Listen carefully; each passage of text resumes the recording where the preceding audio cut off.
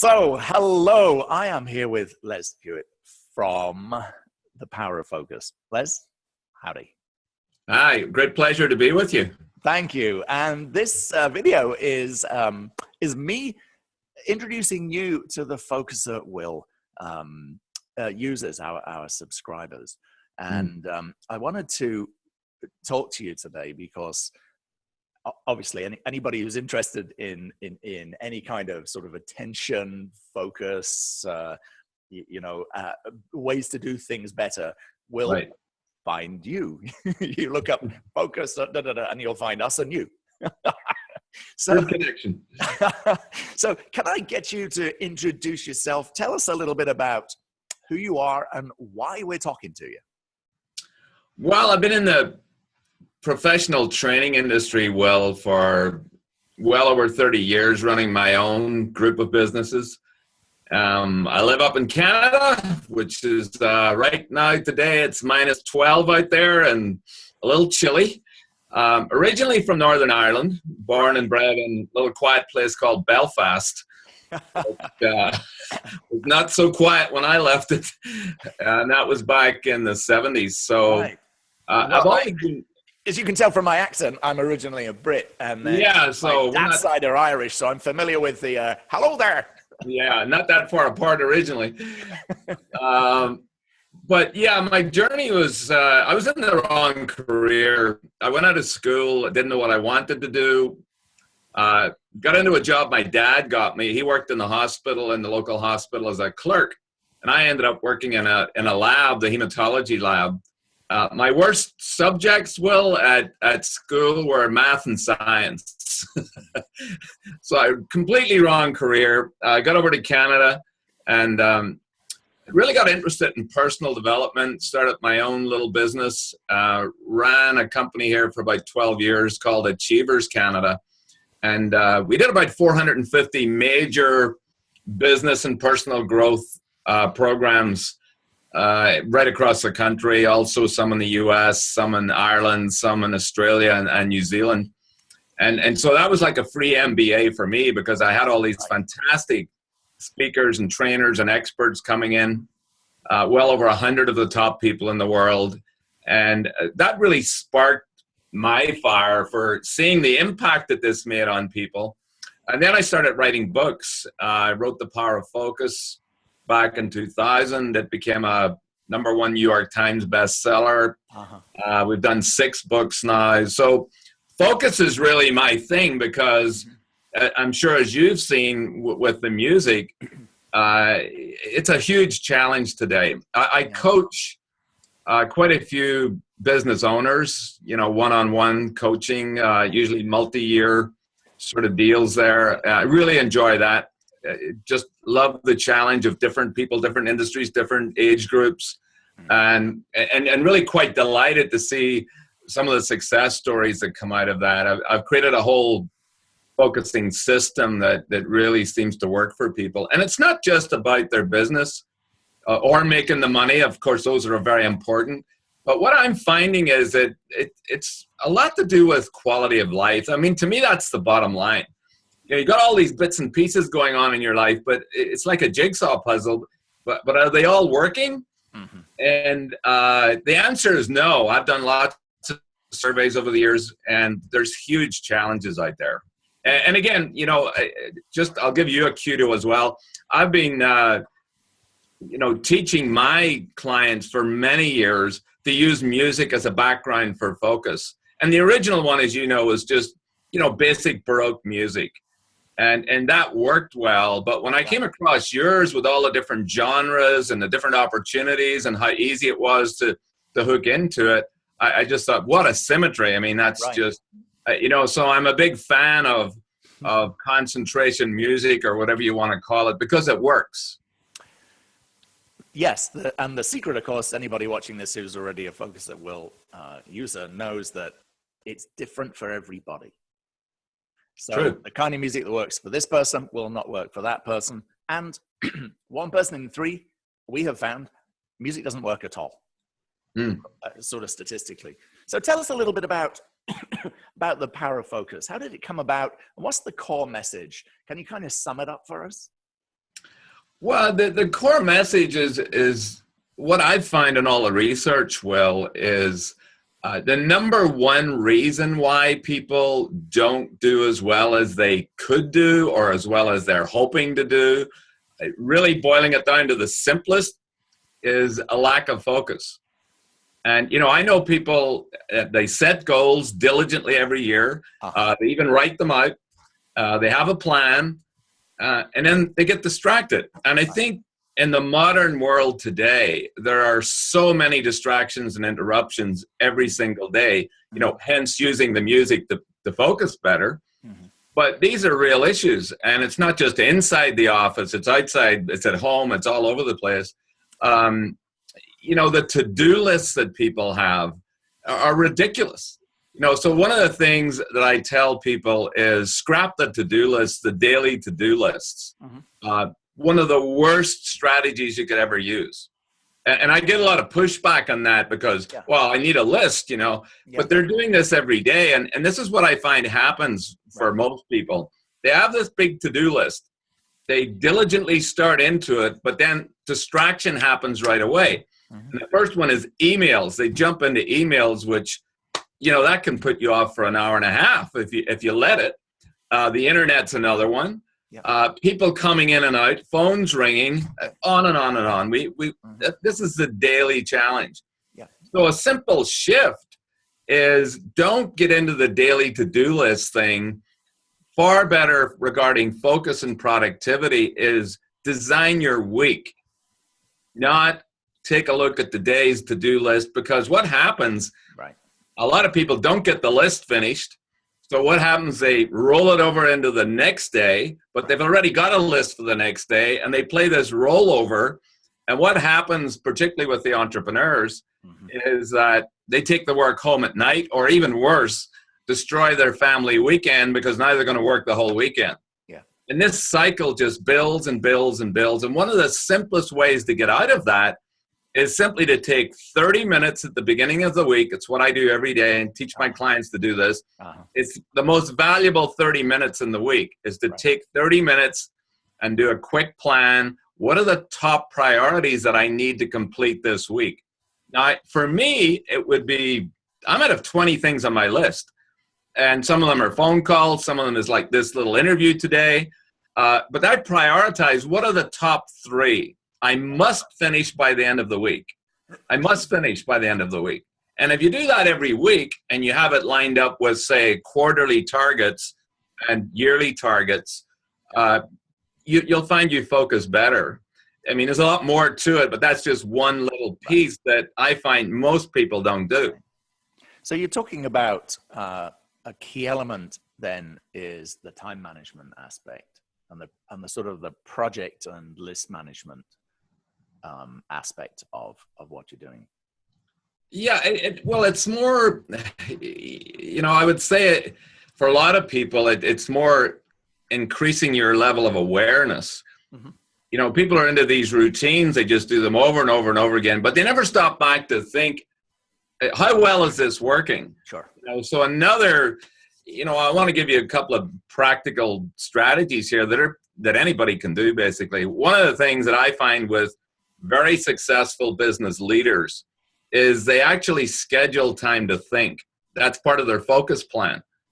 And so I call it the reflective hour. In other words, schedule a meeting with yourself once a week.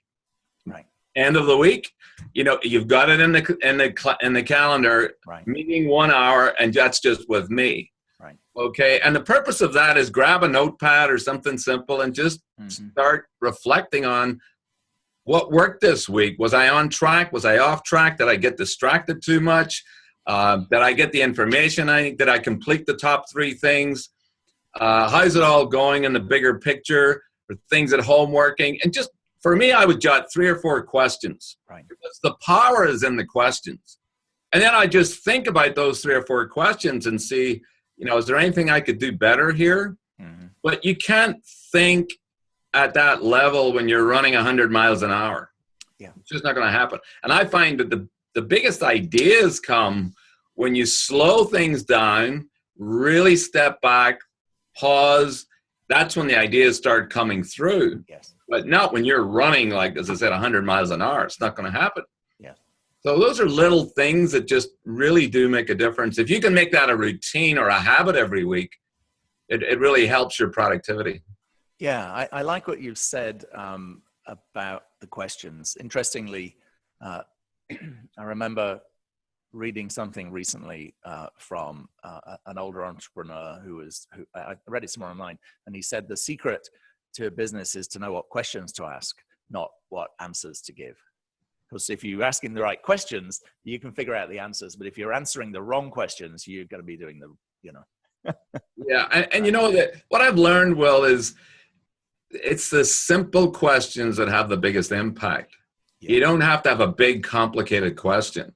Right. You mean as simple as what's working this week? What's not working this week? Yeah. Why? Right. How did I get myself into this mess? How can I get myself out of this mess? I'm a 5 times entrepreneur. Pretty straightforward. So I've been a 5 times entrepreneur. I've started 5 companies, and I'm very familiar with the idea of bootstrap. In fact, Focus at Will, we're a bootstrap company. Mm-hmm. Where we're always very careful with what we do in an independent company. And the problem about being any kind of entrepreneur is that there is always a fire to be put out. I mean, if I'm here in the office and the office cleaner doesn't come, guess who is going to end up cleaning the bathroom? Hi, I'm the CEO office cleaner, bathroom cleaner person, right? Got to change that. Right. If my customer service person, or I've got 2 customer service people, if they're sick, and actually one of them is today, guess who's on the phone with people? Hello.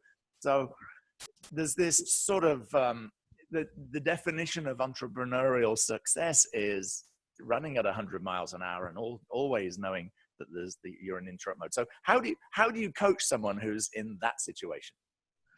Well, I think, that's the typical startup that you're talking about. I mean, I've done several startups like you. Mm-hmm. And of course, it can be almost like chaos, right, because you're doing most of the thing. But you don't want to keep your business running like that all the time. So a couple of things there. One of the things I've learned, and I've learned it the hard way for me, because I used to be a controller in every sense, like, nobody can do it as well as I can, so I'll just do everything. And always looking over people's shoulders, and it doesn't work. So one of the things is figure out really quickly what your particular strengths are in the business. What gift do you bring to the business? Yeah. If you're the owner, absolutely. Like, what is it that are you the brilliant creator of product? Are you the sales and marketing person? Do you drive the business, or what is it that you do? Yeah. And I'll give you my example at the moment.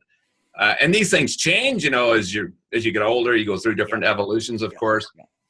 Yeah. For me, it would be coaching would be a big one. I love doing it. The other thing is I get to speak at international conferences, so I get to travel around the world, which is a lot of fun. And the other one for me is creating products and programs, so writing books, doing audios, videos, that type of thing. Uh-huh. That's my sandbox. When I'm in there playing in that sandbox with those 3 areas, the energy is fantastic. I'm confident. I get things done. Yeah. But if you put me outside that, and I'm strapped with paperwork, administration, a lot of structure, typical entrepreneur hates it, and a lot of research done on that, I know I'm out of my depth. And so the deal is, as you build a business, is to make sure that you spend most of your time, the old 80-20 rule works well, 80% of my time every week's got to be on those 3 things. Mm-hmm. That drives my part of the business. Yeah. I'm at a point now, Will, where I outsource when I'm doing a book. Right. I outsource to a team of experts that are expert at what they do, but they together help me create a great product or a great book. Mm-hmm. And it's the same with sales and so on, building special relationships. But if you're a person that won't give up doing all the nitty gritty little things, then your business is never really going to grow. Yeah. You got to surround yourself with, I call it a fortress of people who complement your skills. So, I mean, if you're doing 50% of your time every week on administration or little things that don't really count and destroying your gift because it never gets to be seen, you're in trouble. Yep. Yep. Here's the good news is you can fix that. You can. I'm not talking to you. I'm just talking. But you can fix this. That's the whole deal, and it so really just to sort of get to relate to what you were just talking about. Yeah. So a lot of this is you know, your role as a focus coach, and in fact your website is Power of Focus, right? Yeah. And we came across you first, I think, when we were doing SEO stuff on our business, and we kept seeing you. Oh, good. we got to talk to this guy. I like what he says. I read your book back in the day too. So thank you. So we have found, interestingly, that focus, there are two aspects of focus. One of them is when you are undistracted, how well can you focus? So do you have a sort of a native ability to focus? Are you able to kind of stay on track on something? Yeah. And I think, but what triggers that, right, for me, I can only speak for him, but I think this is true for a lot of people, is that when you're energized by something, in other words, if you love what you're doing, and you know, you've heard this over and over and over again. I mean, if you don't love your work or the business that you're in, again, one of those reflection questions has got to be, right, why am I doing this? Yeah. It took me a long time to figure that out. So I enjoy going to work every day because I just get energized by the thought of creating things or coaching people, right, seeing them become more successful or get their life into better quality of life.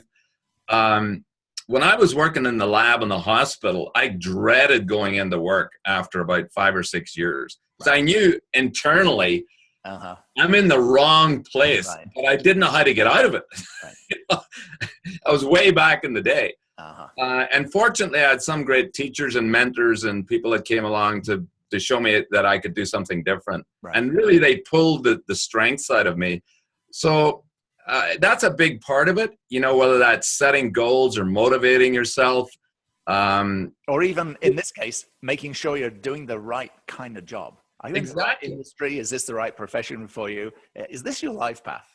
And the way you discover that for me was, my belief, Will, is that we all have gifts or talents. And I think a big part of life is figuring out what those are. Right. Right. And so many people are in the wrong career, the wrong business, because their talents aren't being allowed to surface and blossom. Yeah. And if you run your own business, then you better know what your talents are, because the business won't survive. Yeah.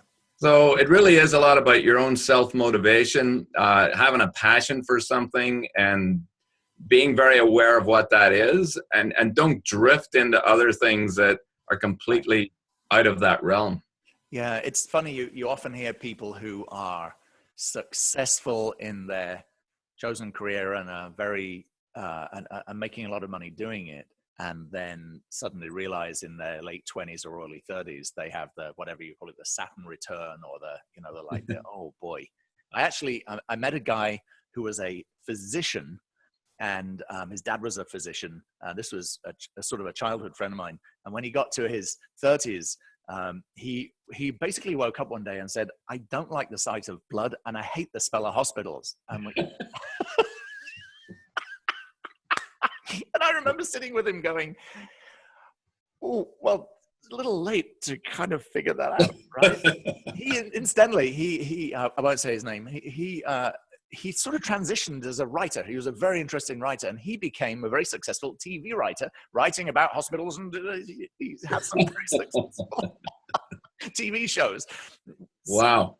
You know, the other thing, my son, Andrew, he wrote a book with one of his buddies when he was just getting out of university. Mm-hmm. And it was called The Power of Focus for College Students. He did a lot of research on this. Right. And he found that of all the kids that graduate from college or university, within 5 years, 70% of them are totally unhappy with the career choice they've made. Wow. And a lot of those kids end up going back to live at home. And they did a lot of research on this for the book. But that's a startling statistic. 7 out of 10 kids pick the wrong choice. So that book was all about how do you find your dream job? How do you find your talents and gifts at an early age?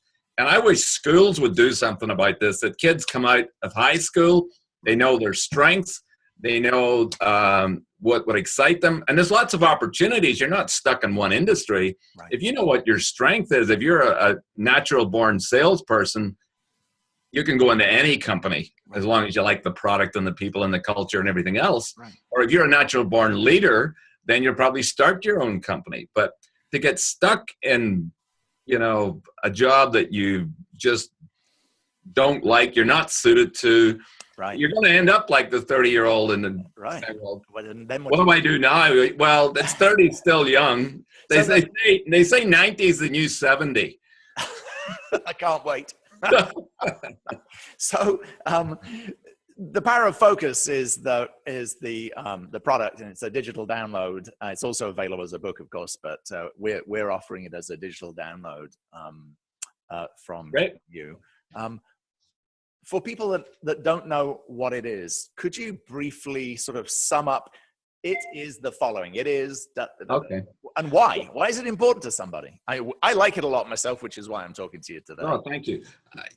Well, really what I've done over the years, is really distill this into what I call the complete focusing system. And there's lots of parts to it. I'm a big believer, Will, in results. We could talk concepts, philosophies, and ideas all day long. But what's the result and the outcome that you want? And are you getting it? Right. So I'm very, very results oriented, very practical driven. So the complete focusing system, it includes the latest book, which is the Power of Focus 10th anniversary edition. A lot of new content in there, particularly about how to overcome setbacks, because, our economy, going back to 2007-8, when everything went upside down and the economy's still not that strong, even around the world. Mm-hmm. So there's 11 hours. I recorded that book on audio, the entire book cover to cover. Got it. And that's the first audio I've done on a book. I've done lots of other audios. Right. But so the whole book is available on that. Of course, there's a workbook that goes with it. Mm-hmm. And the action steps are simple, they're practical. Yep. You can definitely implement them. I also recorded a live workshop mm-hmm. that's really about 4 fundamental things. And those were, setting goals, of course, your priorities, which is all about focus, lots of strategies on that. The relationships that you develop in business, as you know, relationships are critical, mm-hmm. And in your personal life.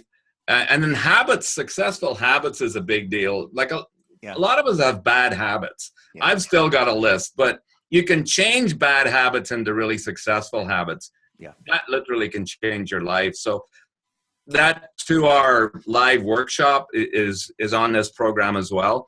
And then the other thing I've always enjoyed doing is what you're doing right now. I enjoy interviewing people. Mm-hmm. And I've had, exclusive interviews with some of the top experts in the professional business world and personal development training, like Jack Canfield and these guys. I've got 7 exclusive interviews on this digital program, and they average about 45 minutes each.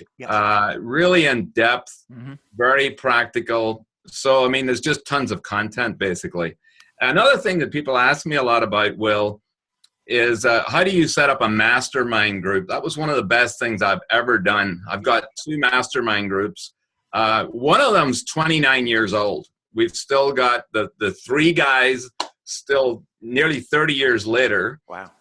One of the most powerful things I ever did, just to have that type of support and brainstorming. Yeah. And I've got another group now working really well. So I've recorded how I do that on the audio and how to create your own mastermind group, how to make it work well. Yes. So there's, as you can see, there's a lot on this program. Yeah.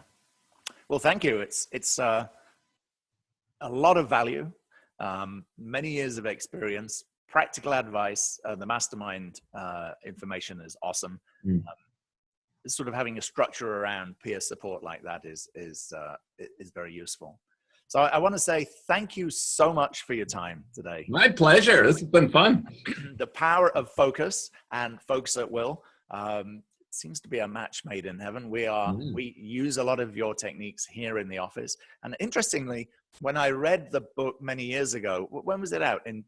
The very first book was out in 2000. Yeah, so it would have been somewhere 2001 or 2.